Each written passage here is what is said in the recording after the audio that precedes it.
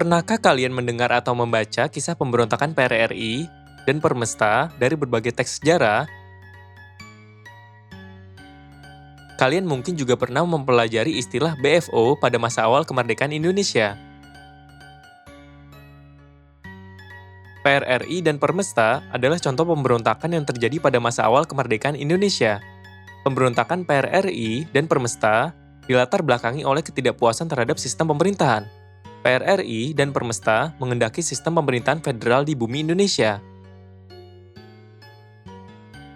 Tentunya, keinginan PRRI atau Permesta tersebut berlawanan dengan kehendak sebagian besar masyarakat Indonesia yang menginginkan bentuk negara kesatuan. Akibatnya, pecahlah pemberontakan dari kelompok-kelompok tersebut. Bagaimana jalannya pemberontakan PRRI dan Permesta, serta upaya penumpasannya? Apakah yang dimaksud dengan BFO? Simak penjelasan selengkapnya berikut ini. Pemberontakan PRRI dan Permesta. Pemberontakan PRRI atau Pemerintahan Revolusioner Republik Indonesia dan Permesta atau Perjuangan Rakyat Semesta adalah wujud ketidakpuasan yang muncul akibat kekacauan sistem pemerintahan pada masa awal kemerdekaan.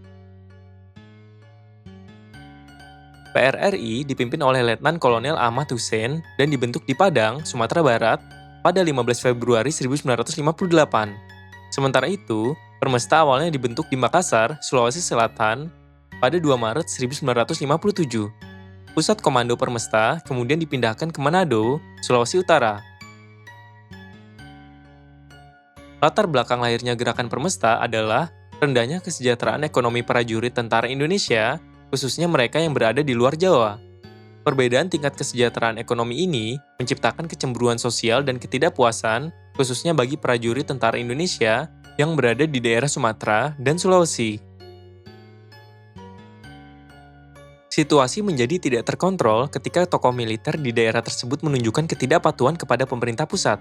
Persoalan pun meluas ketika kesejahteraan prajurit dikaitkan dengan otonomi dan pendapatan daerah. Akibatnya, muncul anggapan dalam tokoh-tokoh militer dan sipil bahwa ada ketidakadilan dalam alokasi dana pembangunan. Kekecewaan tersebut kemudian mendorong lahirnya pembentukan dewan-dewan daerah yang digunakan sebagai alat untuk memperjuangkan tuntutan pada kurun waktu Desember 1956 hingga Februari 1957. Dewan-dewan di daerah tersebut adalah sebagai berikut. Dewan Banteng di Sumatera Barat yang dipimpin oleh Letkol Ahmad Hussein, Dewan Gajah di Sumatera Utara yang dipimpin oleh Kolonel Maludin Simbolon, Dewan Garuda di Sumatera Selatan yang dipimpin oleh Letkol Barlian, Dewan Manguni di Sulawesi Utara yang dipimpin oleh Kolonel V.Ñ. Sumual. Dewan-dewan tersebut kemudian mencoba mengambil alih kepemimpinan pemerintahan di daerahnya masing-masing. Ada pula beberapa tokoh sipil yang bergabung dalam dewan-dewan tersebut, seperti Syafruddin Prawiranegara, Burhanuddin Harahap, dan Muhammad Natsir. Pemerintah pusat mencoba melakukan upaya damai melalui KSAD Abdul Haris Nasution dan PM Juanda. Namun, maksud baik pemerintah justru dibalas PRRI atau Permesta dengan ultimatum yang menuntut agar kabinet Juanda dibubarkan dan mandat dikembalikan kepada presiden. Tentu saja, tuntutan yang tidak beralasan tersebut ditolak oleh pemerintah pusat.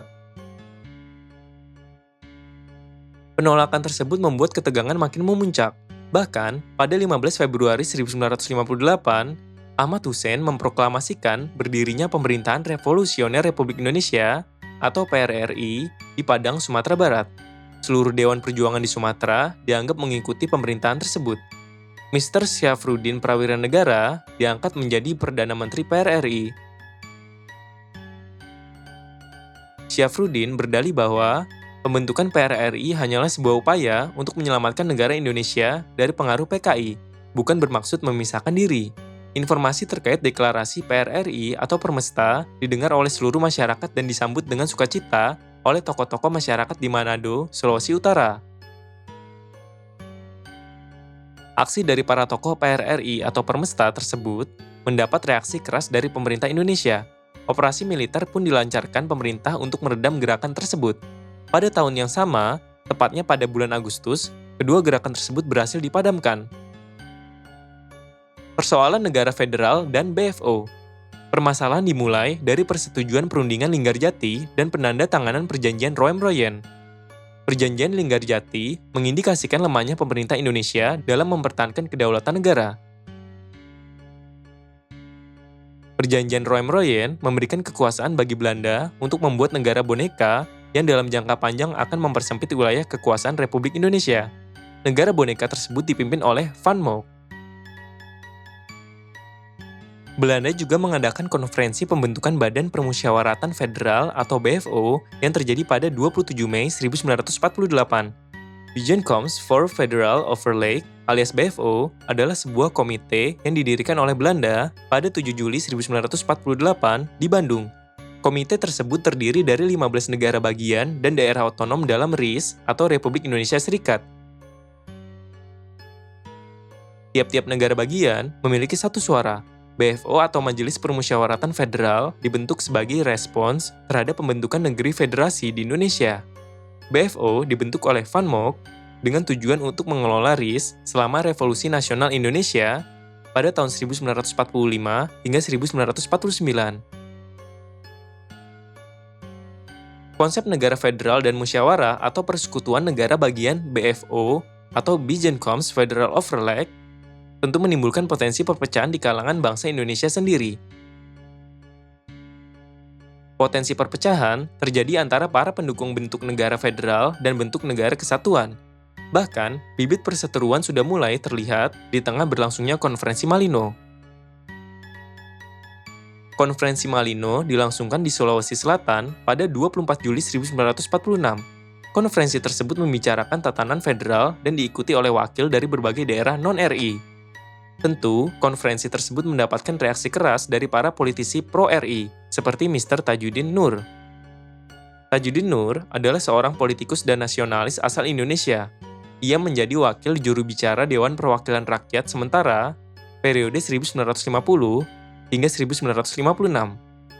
Tajudin Nur juga mengetuai Badan Legislatif Negara Indonesia Timur atau NIT.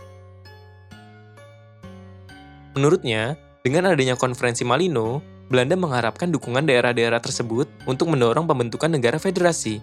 Masalah lainnya juga terjadi dalam Konferensi Malino, seperti penggunaan bendera merah putih dan lagu Indonesia Raya oleh negara Indonesia Timur atau NIT.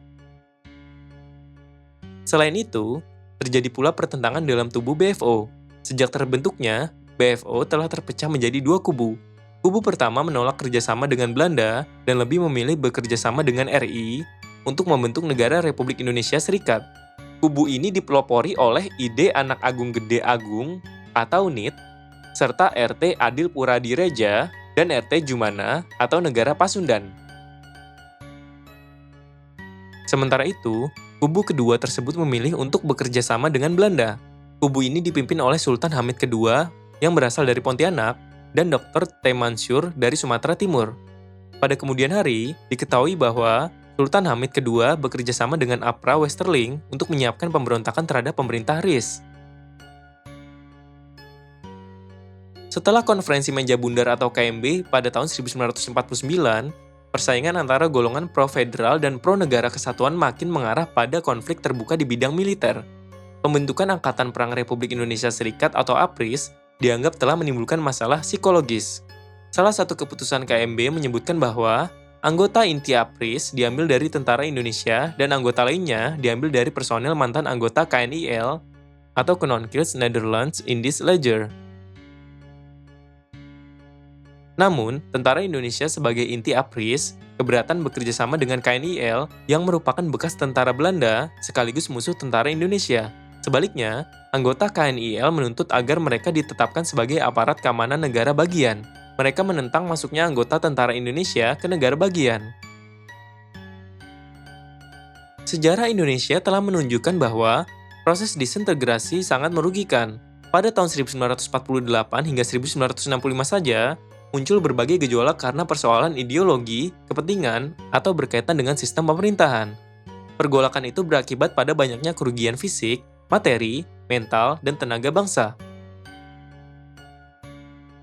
Potensi disintegrasi bangsa pada masa kini juga bisa benar-benar terjadi jika bangsa Indonesia tidak menyadari adanya potensi semacam itu.